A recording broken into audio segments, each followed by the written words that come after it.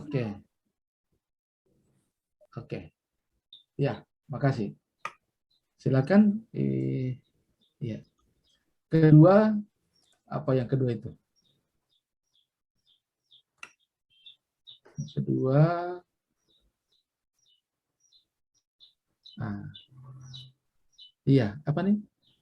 Belum optimalnya penerapan cuci tangan petugas kesehatan sebelum kontak dengan pasien. Dia apa dia? Dia apa namanya? Termasuk kegiatan awal ya, Iya, persiapan perawatan. iya Pak. Ya, di situ berarti masih rendahnya penerapan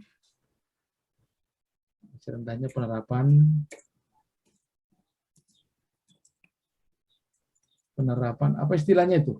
6M apa istilahnya? Apa istilahnya di kesehatan? Budaya berapa M?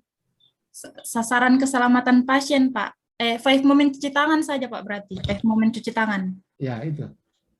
Penerapan 5 momen cuci tangan. Ya. Cuci tangan. Dia hanya petugas atau termasuk pengunjung? dengan pengunjung juga Pak sebenarnya. Jadi sebut saya mencuci tangan. Nah, ya. Ya, bagi petugas dan pengunjung. Dan pengunjung. Di mana? Oh iya. Sama yang di atas juga ditaruh di mana itu? Oh, Di iya. ruang. Oke. Apa itu? ICU? ICU? Lebih kecil lagi dari ICU Oh, Pak. ICU. Kalau ICU lebih besar, tapi Oke. ruangan intensif juga Pak. Iya, iya, iya. Oke. Kalau ICU di rumah sakit mana? Iya.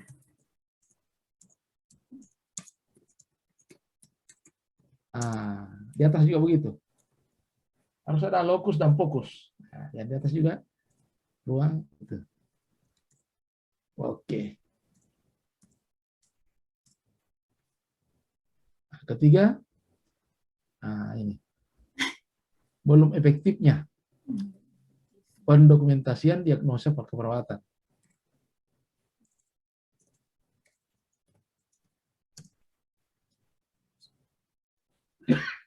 Atau sistem apa? Sistem pendokumentasian. Pendokumentasian sih Pak. Terlibat Sebenarnya berapa Pak, orang? sebenarnya Pak itu tindakannya kita sudah buat, sebenarnya kita lakukan, tapi di penulisannya ini yang kurang efektif, kurang dilakukan. Makanya bahasanya efektif kan, tidak konek kan, gitu ya. Pendokumentasian, dia begini, karena lebih dari satu orang berarti sistem ya. Iya Pak. Sistem pendokumentasian.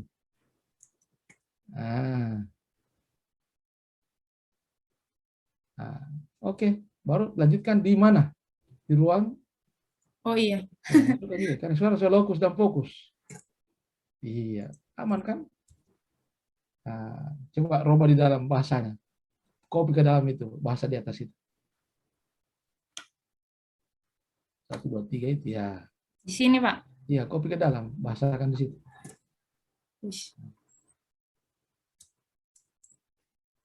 Iya.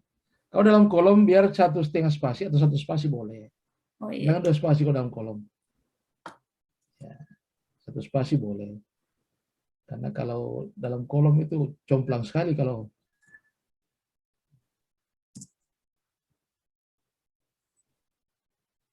backpack saja itu, backpack. Iya.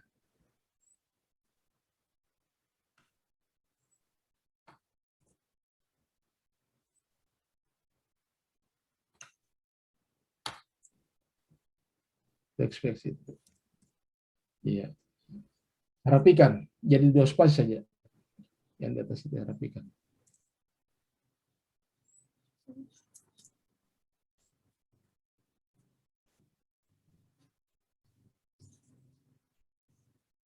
Oke, bolehlah. Ya begitu, Pak. Sekarang yang mana yang lebih optimal? Kalau efektifnya, yang kira-kira menurut Anda yang sangat besar pengaruhnya? Yang ketiga, Pak. Apa masalahnya kalau tidak laksanakan itu? Apa resikonya?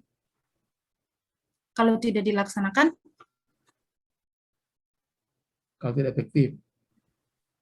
berhubungan dengan ini Pak, kepuasan pasien dalam pemberian pelayanan. Oke. Jadi juga sebenarnya intervensi ini kalau kita tulis dan kita catat, kita bisa tahu perkembangan pasien ini dari hari ke hari ini bagaimana. Oh ya, saya paham sekarang. Jadi anunya apa namanya? Rekam mediknya. Iya Pak, iya. Ya. Kenapa tidak sebutkan di situ rekam medik? Oh, Ya, belum efektifnya ya. sistem Sistem atau ditulis pendokumentasian rekam medik keperawatan. Ah, jelas kalau gitu. sistem pendokumentasian. Rekam medik. Itu mungkin Pak ini Pak di lembar, kalau namanya kita menulis itu Pak namanya di lembar catatan perkembangan pasien. Iya, tapi kan itu yang Anda lihat selamanya berkelanjutan. Iya. Nah, itu coba cari bahasanya. Kalau tidak salah rekam medik. Karena itu dibutuhkan misalnya berikutnya diperiksa lagi, nah, dilihat riwayat yang lalu, obat apa yang pernah diberikan. Ya, nah, itu ya. Coba cari bahasanya. Kalau tidak salah rekam medik. Iya Pak, kalau secara keseluruhan namanya rekam medik. Kalau rekam medik itu kan memuat semuanya Pak, dari pokoknya dari identitas pasien sampai hasil-hasil lab, hasil ronsen. Terus nanti kalau untuk tempat kita menulis ini Pak, tempat kita menulis diagnosa dan intervensi ini ada namanya lembar CPPT Pak. Iya, begini. Boleh ini kita angkat. Tapi begini, kalau kita mau mengangkat sebuah isu, memang ada fokus lokus, tapi dikhawatirkan ketika nanti ada tindakan Anda di luar dari ini, misalnya mau berkembang, maka tidak berlaku judul, karena hanya khusus diagnosa keperawatan. Misalnya ada juga kita butuh informasi lain. Nanti fokusnya di diagnosa, tapi bahasa umumnya kalau mau diangkat judul, berarti ke rekam medik. Boleh, Pak. Karena harus lebih luas. Jangan sampai ada tindakan Anda yang tidak fokus ke diagnosa keperawatan, maka dianggap batal. Oh, iya. Nah, itu satu. Kedua, kalau yang kedua apa masalahnya? Kalau tidak digunakan itu resikonya sebuah. Jadi coba Anda masukkan dulu di USG ini 33 USG sehingga Anda bisa lihat pengaruhnya, urgensitasnya, seriousness dan grow-nya. Oh iya. Nah, Iya, Pak. kalau sudah masuk dalam, tidak harus nomor 1, nomor 3 lagi masuk, bisa jadi berubah jadi nomor 1. Kenapa? Karena ya saya bukan orang kesehatan ya, tapi kira-kira kalau kita ubah-ubahkan, kalau di USG, coba masukkan di USG dulu. Ini sengaja kita pilih ini teman satu dan teman-teman lain perhatikan ya caranya. Ya, masukkan di USG. Kopi lagi berubah jadi USG.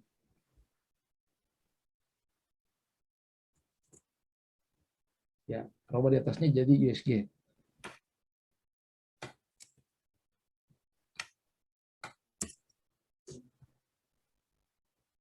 Tiga saja, USG saja.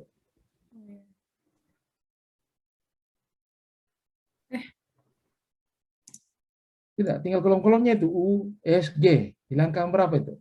Jadi kan itu U, ya S, ya G. Ya, buang 1. Hilangkan kolomnya. Jangan.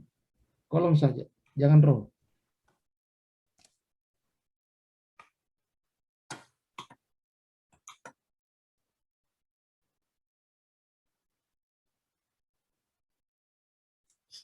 Ya. Sekarang masih rendahnya kepatuhan pengunjung keluarga pasien 2 kali pasien. Ya, buang 1 pasien. Terhadap tata tertib. Urgensitasnya. Apa itu urgen? Tingkat kepentingannya itu. Berhubungan dengan, kalau urgensitas berhubungan dengan kegawatan. Iya.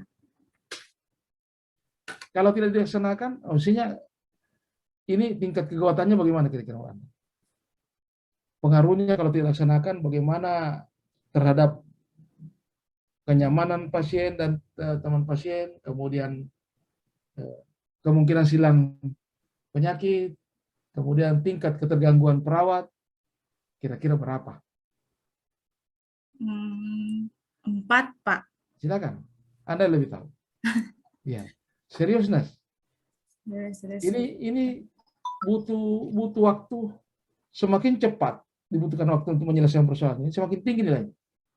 Bisa lambat diselesaikan atau harus cepat?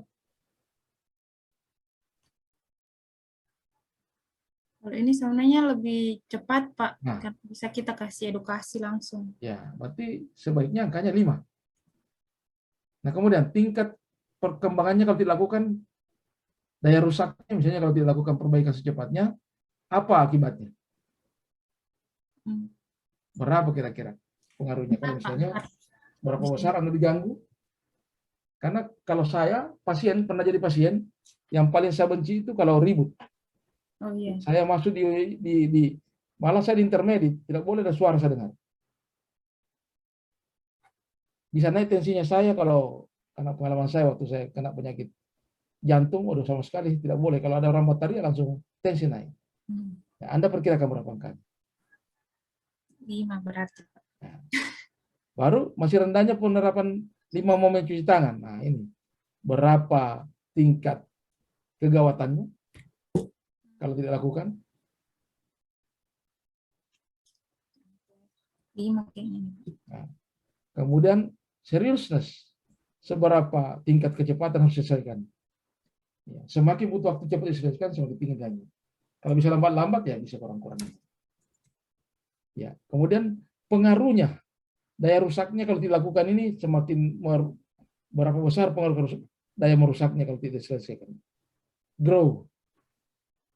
Semakin memburuknya kalau tidak diselesaikan, ya silakan. Nah, kemudian ini sistem pendokumentasian apa pengaruhnya? Seberapa gawat kalau tidak sesuai?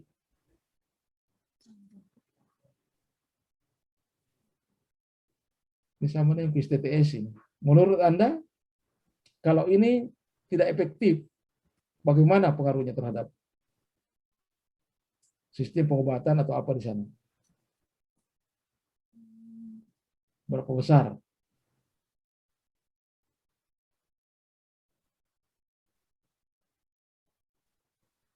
Ini sih dia, Pak, menurunkan mutu pelayanan keperawatan, Pak.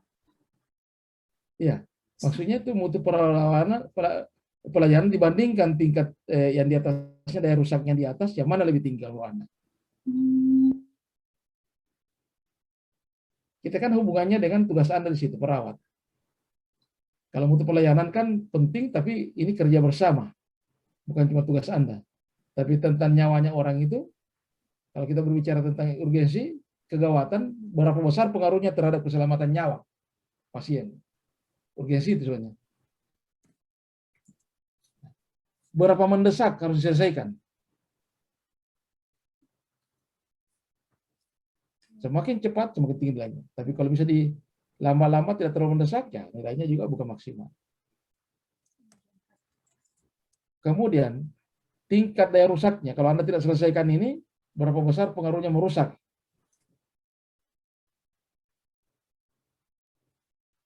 Nah, berarti yang mana optimal? Silakan nilai. Nah, berarti berbeda. Sekarang kalau berbeda, yang kita ambil adalah hasil USG, karena validasi. Oke, Pak. Ya, hanya validasi. Jadi ini yang diambil. Tapi ini jangan karena mungkin pengaruh saya, tidak. Ini perkiraan Anda, perhitungan Anda. Iya, Pak. Ya, hanya saya inginkan urgen itu artinya tingkat kegawatan. S itu tingkat mendesak. G itu adalah tingkat daya rusak kalau ditunda. Berapa besar berusaknya kalau ditunda, disilakan. Itu maksudnya. Kalau saya jadikan bahasa Indonesia GMP, gawat, mendesak, dan perusakannya. Berapa cepat berkembang itu daya rusaknya kalau tidak diselesaikan, itu G, itu grow. Nah, kalau ini Anda jadikan berarti kalau masih rendahnya kepatuhan pengunjung, berarti ini modelnya edukasi. Edukasi tentang kepatuhan. Ya. Keluarga pengunjung tertata tertib. Berarti Anda cetak tata tertib, Anda bikin Anda bikin leafletnya, bikin angket untuk ditanya keluarga pasien seberapa besar pengetahuannya tentang tata tertib, baru Anda jelaskan. Anda jelaskan, ada dokter tertentu jelaskan, pahamkan tata tertib, baru setelah itu, sebelum keluar pasien, tanya lagi keluarganya itu bagaimana. Kalau ada peningkatan pengetahuan, Anda sandingkan itu antara pretest dan posttest, angket pertama dan angket kedua. Begitu modelnya.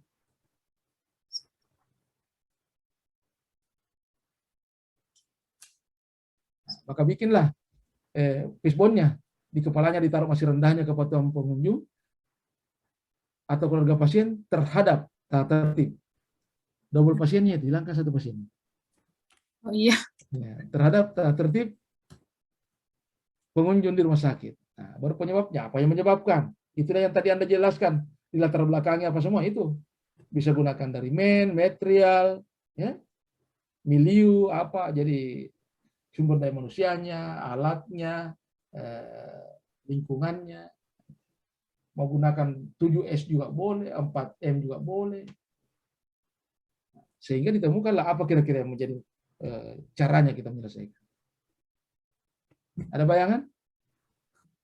Sudah ada, Pak. Nah, Bayangan. alhamdulillah. Yang lain juga sudah ada bayangan?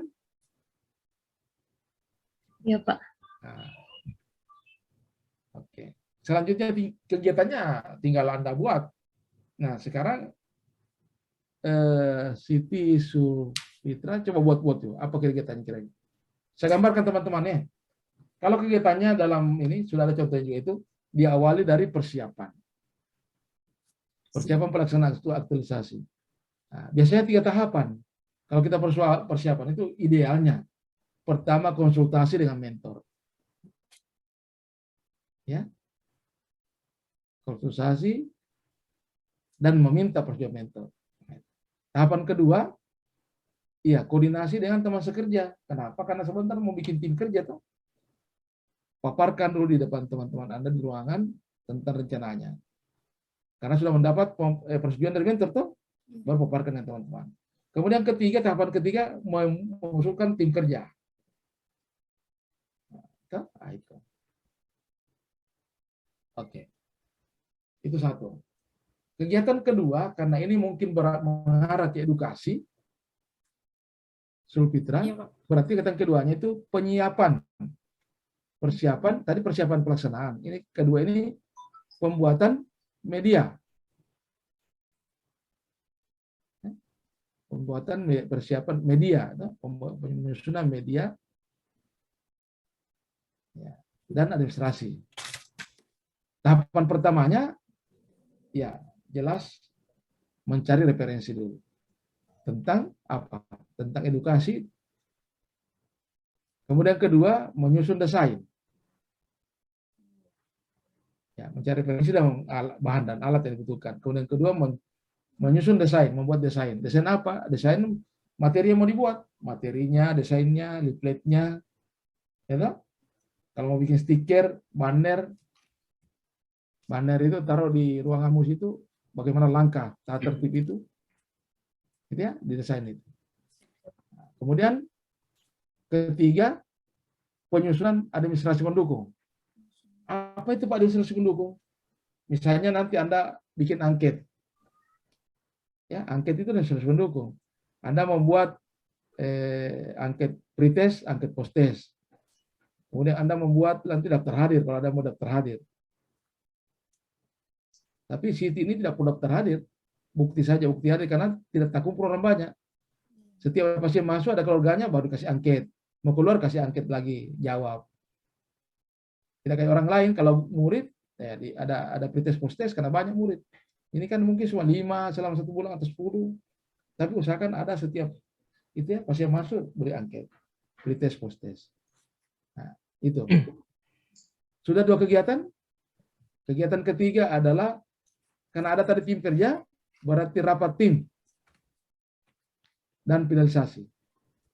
Rapat tim dan finalisasi.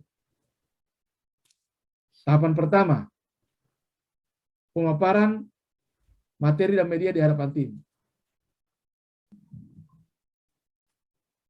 Oke. Nanti outputnya langsung kita. Kedua, mendapat apa? meminta saran dan masukan terhadap media ini. Ya pasti outputnya adalah saran masukan. Kemudian ketiga, finalisasi dan uji coba. Nah, finalisasi dan uji coba itu berarti disetujui sudah oleh tim. Anda punya materi dan uji cobanya kita mencoba memperlihatkan itu leaflet, ada stiker atau apa yang Anda buat, banner atau baliho. Itu kedua. Kemudian kegiatan ketiga, itu sudah edukasi. Ketiga tadi ya, sudah ketiga. Keempat, pelaksanaan edukasi terhadap keluarga pasien. Pelaksanaan edukasi kepatuhan terhadap keluarga pasien. Ya. Pertama itu persepsi. Tahapan pertama persepsi. Maksudnya ambil waktu kesempatan tanya-tanya dulu kepada keluarga pasien bahwa kita ada mengambil sampel tentang pemahaman keluarga pasien. Setelah itu baru kasih angket, tanya. Jadi Anda buat item-item dari kepatuhan itu, tata tertib kira-kira. Bagaimana tata tertib masuk. Tanya kepada dia sampai di mana pengetahuannya. Nah, setelah dia tahu pengetahuannya, jelaskan sudah. Sebenarnya tata tertib harus begini. Gitu? Karena mungkin ada beberapa pasien, aja bicara begini keluarga pasien. Setelah dia mau beberapa hari, lihat perkembangan. Ada nilai, ada perubahan enggak. Dia mau keluar, tanya lagi tentang pengetahuannya tentang tata tertib. Jadi kalau selama 1 bulan 10 pasien, 10 Anda punya contoh. 10 keluarga pasien. Atau berapa kali ada kunjungan. Disampel ya? Iya. Nah, kemudian setelah selesai itu, ada lagi namanya evaluasi dan pemberian penghargaan. Kegiatan ke-5 sudah?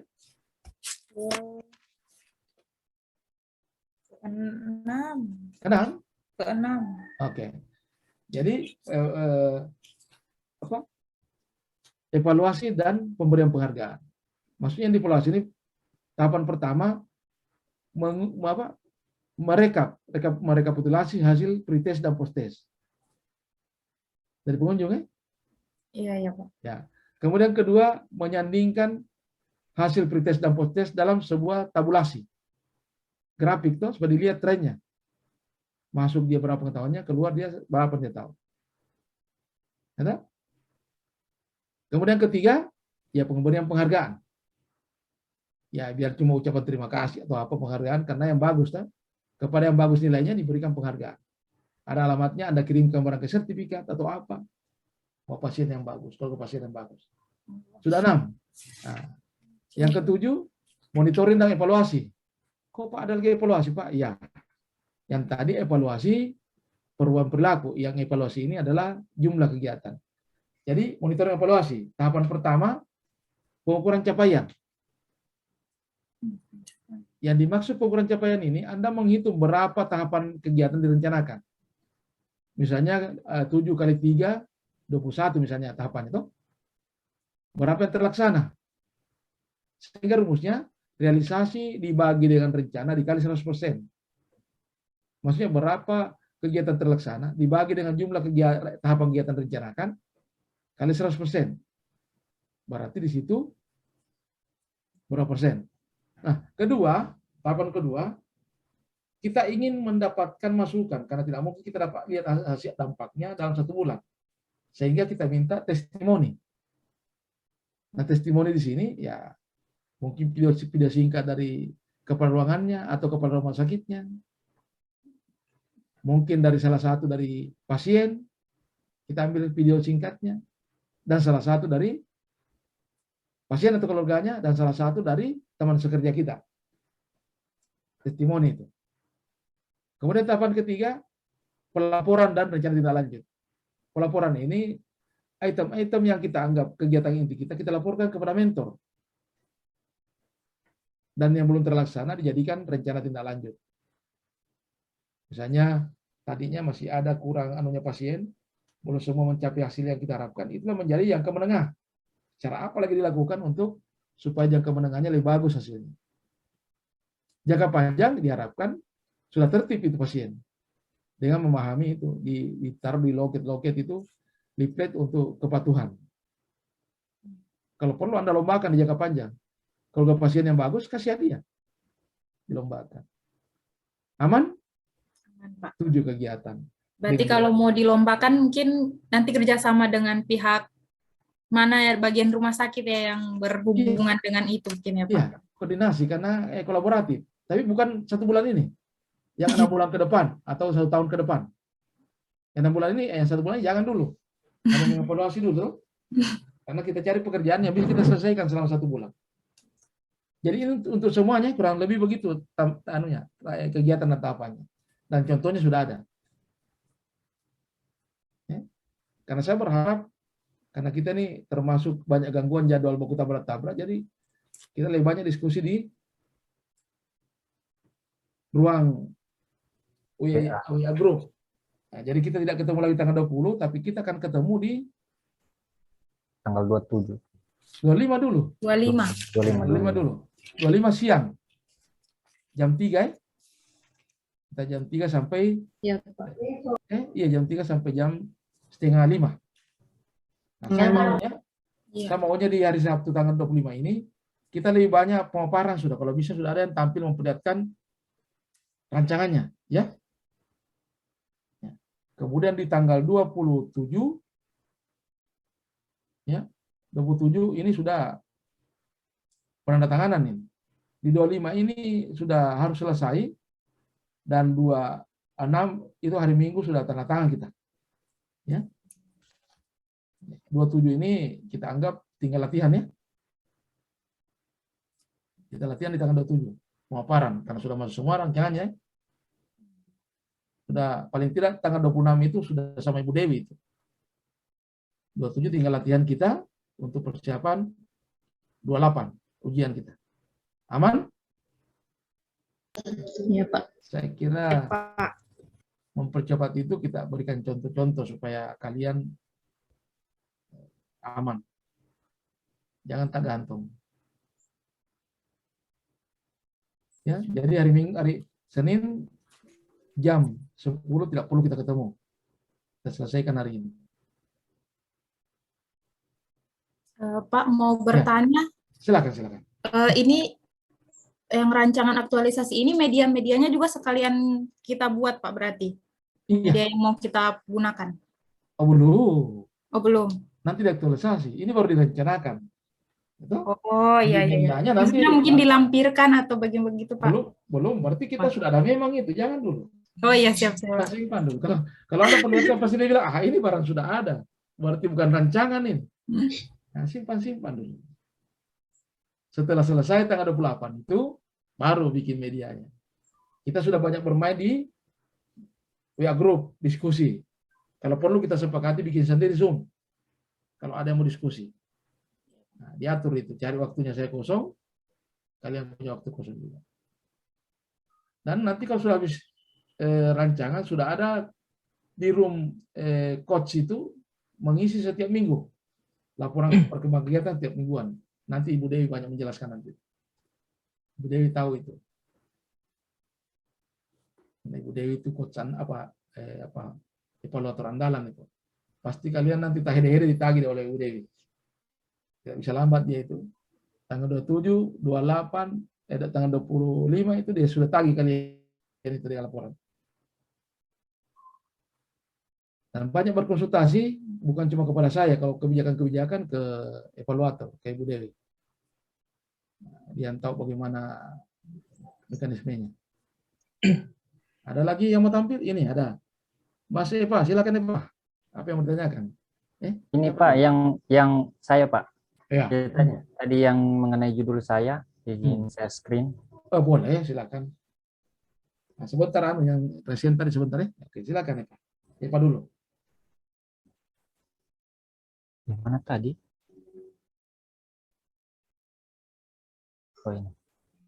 Dokumen A4. Dokumen A4. Bisa share screen? Oke, mantap. Nah, ini. Ini Pak, yang judulnya saya tadi, ini kan yang isunya saya tadi. Terus Bapak kasih judul, maksudnya ini judul besarnya yang di atas ini. Iya. Kemudian isunya ini. isu dulu, di isu dulu kita. Isunya apa semua isunya? Coba kasih besar sedikit. Kasih besar sedikit. Iya. Bolong optimalnya penginputan apa nih? Penginputan data. Penginputan data PISPK. Kedua, bolong optimalnya apa itu? Belum Yang kedua. optimalnya SDM dalam penginputan PISPK. Coba, kasih terus lagi. Saya lihat. Tidak, dia yang tadi. Oh iya, yang pertama belum optimalnya penginputan data PISPK. Kedua belum Kemudian optimalnya SDM. Nah, ini. SDM-nya. Jadi jangan semua belum optimal. Saya itu bukan tidak suka belum optimal. Begini, kalau saya menguji, saya selalu tanya orang, apa yang Anda maksudkan optimal? Coba. Apa yang Eva maksudkan optimal? Kalau saya belum optimalnya yang seharusnya sudah apa? Sudah rampung datanya, tapi baru misalkan ini belum optimalnya penginputan data PISPK. Datanya sudah ada, tapi terinputnya baru sebagian. Jadi akhirnya datanya tadi itu tidak optimal. Nah, berarti belum lengkapnya data. Nanti masih kurangnya data. Iya, maksudnya data yang diinputkan ke aplikasi itu sudah ada, cuman belum dimasukkan semua. Nah, ke bagaimana data aku dibahasakan PISPK. langsung begitu? Masih kurangnya atau apa? Karena optimal bagi saya itu sangat multitafsir. Luas sekali pengertiannya. Nah, kalau judul besar, jadi begini, bukan saya dilarang pakai optimal. Jangan sampai Anda kalau pengujinya seperti saya, Anda kan heboh di isu. Saya suruh jelaskan itu optimal berapa dari berapa. Tapi kalau kita katakan masih rendahnya hasil penginputan, ya rendah. Belum lengkapnya data, ya masih belum lengkap. Jelaskan artinya. Oke? Oke. Kedua, ini. Kalau ini jelas bukan belum optimal, masih rendahnya SDM. Masih terbatasnya kompetensi SDM dalam penginputan. Masih rendah ya. Iya, kompetensi.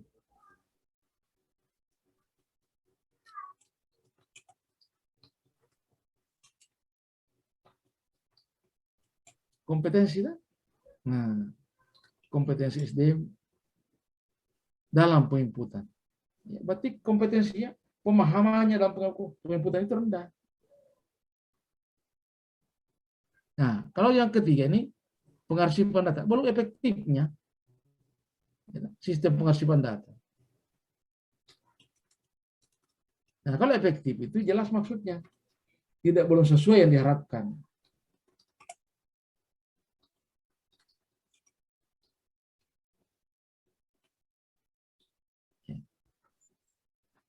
Nah, saya kira seperti itu. Nah, sehingga Anda buka di APKL. Coba ganti dulu isinya dulu. APKL seperti bahasa di atas itu.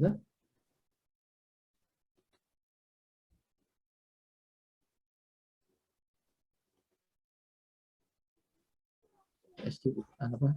Backspace.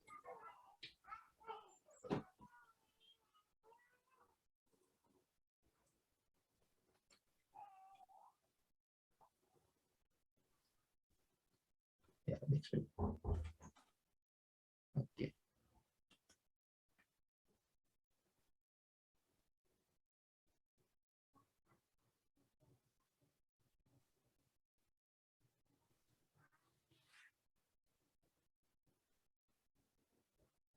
Ya, saya pahamkan dulu ya. Yang Anda maksudkan aktual itu apa? Aktual itu benar-benar terjadi. Semakin nyata, semakin tinggi nilainya, ya kan? Iya. Oke. Problematik itu kompleks masalahnya. Semakin kompleks masalahnya, semakin tinggi nilainya. Kompleks di sini maksudnya saling terkait. Ya, kelayakan itu banyak pihak yang terlibat, banyak orang kena dampaknya. Semakin banyak sistem yang terdampak, makin semakin kelayakan. Nah, sekarang layak. Layak itu adalah masuk akal itu diselesaikan karena tusi Anda. Karena tusi Anda. Nah, coba Anda lihat. Anda berikan tertinggi di masih rendahnya kompetensi SDM dalam penginputan. Pertanyaannya sekarang layak. Layak ini masuk tugas Anda menyelesaikan. Anda punya tugas menyelesaikan peningkatan kompetensi. Ini SDM dalam penginputan ini. Iya. dalam penginputan. Siapa itu SDM penginputan? Biasanya sih di kepegawaian. Kalau yang menyangkut SDM. Ya, sekarang apa tugas Anda itu? Kalau menurut Anda tidak bisa dapat 4 layaknya itu. Karena bukan tugas Anda. Ya ini saya hanya ingatkan, jangan sampai nanti Anda tidak bisa menyelesaikan. Misalnya 1 bulan Anda tidak bisa meningkatkan kompetensi karena bukan tugas Anda, bagaimana? Bagaimana kira-kira? Kalau kan maksudnya ini setelah Anda usulkan, misalnya kan ini 16 terpilih. Kira-kira apa yang EPA melakukan untuk meningkatkan kompetensi SDM penginputan? Kalau yang saya mau lakukan itu pelatihan. Siapa yang melatih? Entah dari saya ataupun dari dinas orang yang penanggung jawab program dari dinas kesehatan yang menyangkut PISPK. Kalau Anda yakin bisa selesai 1 bulan? Kalau untuk pelatihan penginputan ke aplikasi bisa, Pak. Bisa. Bisa. Yang lakukan Anda? Bisa saya, bisa dari orang dari dinas kesehatan. Ya, Anda bisa, jangan bicara begitu. Saya khawatirnya kalau yakin Anda bisa lakukan dan mendapat izin berarti aman. Tapi kalau Anda berharap dari dinas kesehatan lantas tiada programnya selama 1 bulan, Anda tidak lulus. Bagaimana? Kalau untuk pelatihan penginputan data itu bisa, Pak. Oke. Berarti nanti bunyinya di sini coaching klinik. Karena yang bisa bikin pelatihan itu hanya diklat. Jadi nanti judulnya mengarah kepada edukasi dan coaching klinik terhadap peningkatan kompetensi SDM dalam penginputan PISPK. Ya. Nah, itu bisa. Jangan bilang pelatihan. Pelatihan itu syaratnya 4 hari. Kemudian yang menyelenggarakan adalah lembaga terakreditasi. Kalau in-house training, coaching klinik bisa Anda lakukan. Bagus kalau Anda bisa lakukan koordinasinya dengan dinas kesehatan. Aman. Bungkus kalau memang Anda bisa. Ya? Ya, Pak. Saya minta maaf ya, lebih saya bicara keras di awal daripada kalian susah nanti di akhir. Ya, Pak. Karena yang mau dinilai ini selain penerapan nilai pada kegiatan juga apakah Anda bisa lakukan, Anda punya judul. Ya? Ya, Pak. Aman, kalau bisa, aman. Nah, tinggal Anda teruskan. Kalau yakin sudah itu, Anda mau teruskan di validasi, boleh. Anda mau langsung ke Pisbon, boleh. Karena saya lihat, coba, jangan dulu deh, turun dulu. Judul ini kan saat yang Anda genjot, sudah semua kena. Yang judul di atas ini, Pak? Jadi berarti, iya, program apa ini? Program Indonesia Sehat dengan pendekatan keluarga. Oh, PIS itu program Indonesia Sehat? Iya, kepanjangannya. Oh iya, bisa. Sudah aman itu. Ya, aman. Karena tiga-tiganya ini terkait. Ketika Anda coaching klinik, pengelola penginputan, maka Anda juga harus praktik dalam penginputannya kan? Iya, Pak. Ya. Aman itu. Nah, coba turun anunya, jadi tinggal pindahkan ke USG, baru Pisbon. Belum taruh batas. Bisa tiga-tiga dikasih masuk, tidak apa-apa. Yang contoh itu kenapa cuma 2, karena banyak. Bisa tiga-tiga masuk.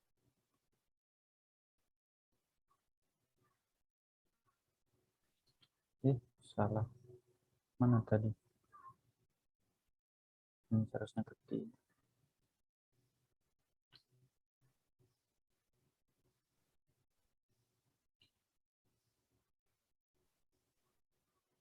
Oke.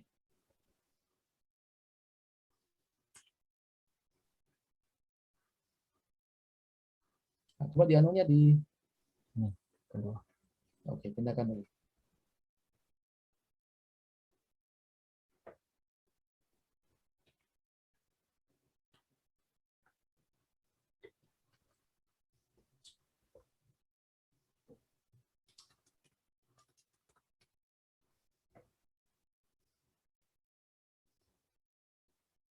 Oke.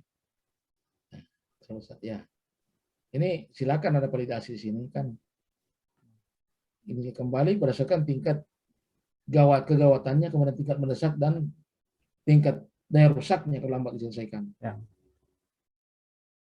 Ini kalau misalkan ini masih rendahnya kompetensi SDM dalam penginputan PISPK, karena dari hasil penginputan data PISPK ini nantinya akan dianalisis di aplikasi Inarata, itu yang akan menjadi program di Puskesmas ke depan. Ya. Berdasarkan data ini yang menjadi program untuk program-program yang intervensinya langsung ke masyarakat. Jadi maksudnya tidak asal buat program orang di Puskesmas, harus berdasarkan data masalah yang ada di PISPK. Memang kalau kelihatan dari 3 isu ini sudah jelas kelihatan. Kalau kompetensinya SDM yang bagus, maka akan selesai efektivitas penginputan dan bagaimana penginputan itu. Jadi tiga-tiganya kena. Pasti tiga-tiganya kena kalau nomor 2 diselesaikan. Sudah yakin saya itu.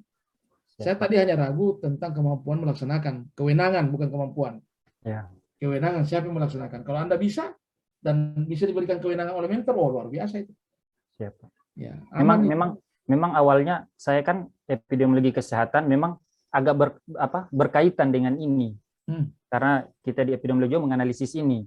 Ya. Dan kemudian waktu kami 2 bulan itu ditempatkan di Puskesmas itu, memang belum langsung misalkan saya kan di program surveillance, belum disimpan di situ, diperbantukan di PISPK ini. Jadi memang saya sudah pelajari duluan ini. Tentang mulai dari cara penginputannya. Jadi saya sudah tahu. Boleh. Kebetulan isu yang saya bisa identifikasi di tempat kerjanya saya barusan ini. Karena memang awal saya masuk sudah dikasih yang ini. Nah, kalau menyangkut masalah isu kewenangan kita lihat di TUSI. Ada punya TUSI, lihat di situ. Kalau memang berkenan TUSI boleh. Tapi kalau dulu dari TUSI kita jangan. Oke, aman. Mana USG Pisbonnya? Pisbonnya belum, Pak. Nah, nanti pelan-pelan ya. Siap, Pak. Aman sudah itu. Oke, aman nih, Pak. Oke. Ya, makasih. Siap, Pak. Pelajari yang dikasih contoh dan amankan itu. Siap, Pak. Oke. Siapa tadi yang angkat tangan? Ya. Terima kasih, Pak. Oke, sama-sama. Tadi, ya silakan. Mbak, siapa tadi? Iren. Silakan, Iren.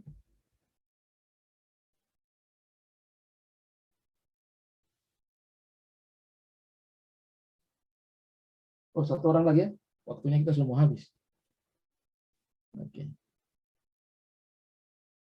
Silakan, Iren. Besarkan sedikit. Oh, terlalu besar. Oh, iya. Tentunya rendahnya pengetahuan masyarakat tentang bahaya merokok. Bisa dapat baca? Bisa.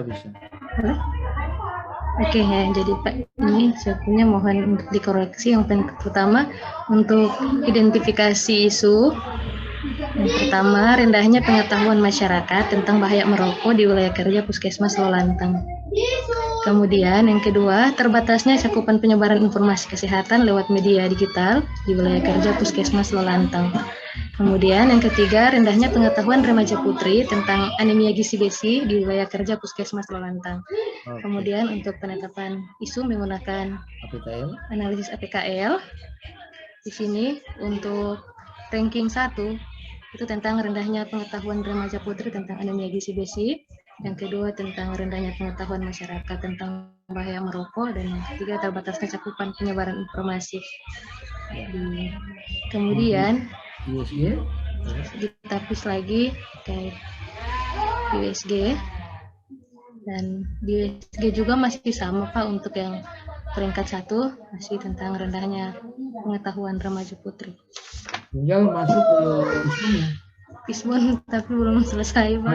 Masih ini sudah ada tapi belum bisa dikoreksi Pak. Satu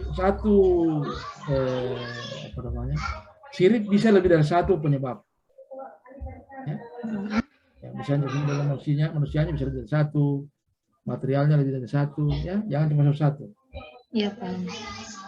Saya kira sudah cukup bagus. Yang penting yakin analisanya tadi. Yang kan yang tahu Anda sendiri yang tahu kan? Iya Pak. Oke. Sudah Pak? Saya kira bagus, sudah bagus. Tinggal tata tulisnya nanti dirapikan ya, terlalu complang itu jarak-jaraknya. Iya Pak. Oke. Terima kasih Pak. Oke. Iya, dan karena waktu kita sudah hampir jam 5 ya. Tinggal 2 menit saya lihat waktu itu. Apa? Masih ada yang bertanyakan? Bertanya Pak. Silakan. Pak, ini nanti kan tadi sudah dibahas isu-isunya kita Pak. Ini langsung bisa dikonsultasikan sama mentor juga Pak, atau bagaimana? Boleh. Ya Pak. Ya, sudah bisa. Ya, karena memang sebenarnya mentor dulu menyetujui, baru saya. Oh. Jadi setelah mentor menyetujui areanya, baru kita formulasikan. Kan biasanya dari mentor tinggal kita rubah bahasanya, karena biasa juga mentor kan lebih ke bahasa teknis. Kita formulasi bahasanya. Nah, baru setelah kita sepakati, kembalikan ke mentor, mau seperti ini Pak, mau hasilnya kita ini. Jelaskan risiko-risikonya seperti tadi. Kenapa agak tegas saya seperti siapa tadi itu, bahwa ini hubungan dengan kita punya kewenangan, jangan sampai bukan kewenangannya kita. Nah, karena yang ditakutkan, misalnya di Bangkep ini pernah dulu PIM 4 ada, sekarang sudah jadi sekjam, siapa namanya, yang ada elektronnya itu, bukan dia. Judulnya begini, model penerimaan pegawai di Bangka Kepulauan. Jadi model, dia mau bikin semua mekanisme. Bagus kan judulnya, dan dia memang bagian kepegawaian. Apanya yang salah? Bagian kepegawaian, judulnya bagus, kemudian dia yakin mampu dilakukan karena pernah ikut pelatihan. Satu pertanyaan saya tanya dia, adakah penerimaan pegawai sampai bulan November? Belum tentu Pak, berarti Anda belum tentu lulus. Kenapa Pak? Ya kan, di mana Anda melakukan model penerimaan pegawai itu kalau tidak penerimaan pegawai? Kan begitu.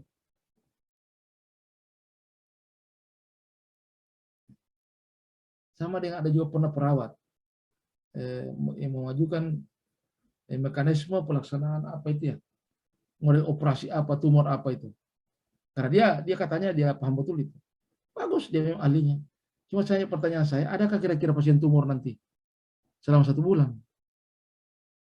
Dan jarang Pak, itu. Berarti Anda mengancam diri Anda kan? Kalau tidak ada pasien tumor, bisa bilang jadikan model edukasi atau sosialisasi pengendalian penyakit tumor. Edukasi peningkatan pengetahuan masyarakat terhadap pengendalian penyakit tumor. Nah, itu kan tidak diuji ada tumor atau tidak. Pokoknya Anda sampaikan. Pernah ada tumor, selesai pelatihannya, sosialisasinya selesai. Kan tergantung kata-kata judul ya.